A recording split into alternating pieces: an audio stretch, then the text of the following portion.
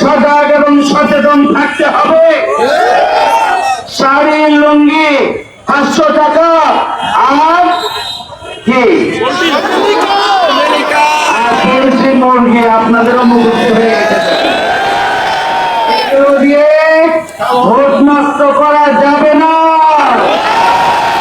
যারা দিবেন তারা বৃথা চেষ্টাই করবেন, ভোট কিন্তু দাঁড়িপাল্লাই যাবে।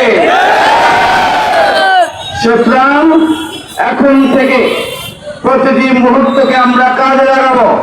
এখনো দাঁড়িপাল্লার বাইরে যে সমস্ত ভোটার আছেন তাদের সাথে আমরা বারবার যোগাযোগ করব, আমরা কথা বলবো, আমরা আলোচনা করব এবং দাঁড়িপাল্লার পক্ষে নিয়ে আসার জন্য আমরা অব্যাহত চেষ্টা চালাবো।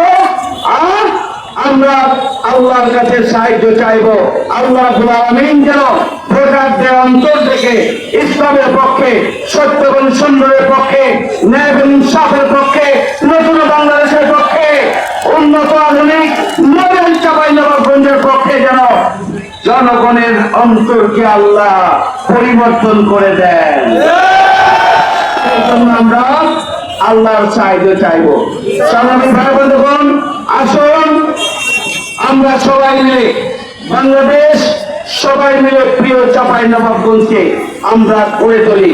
আগামী দিনে আমরা নির্বাচিত হলে আমরা দল মতের ঊর্ধ্বে উঠে, ধর্ম বর্ণের ঊর্ধ্বে উঠে আমরা সবাইকে সাথে নিয়ে আমরা আমাদের প্রিয় চাঁপাইনবাবগঞ্জকে আমরা গড়ে তুলবো ইনশাআল্লাহ।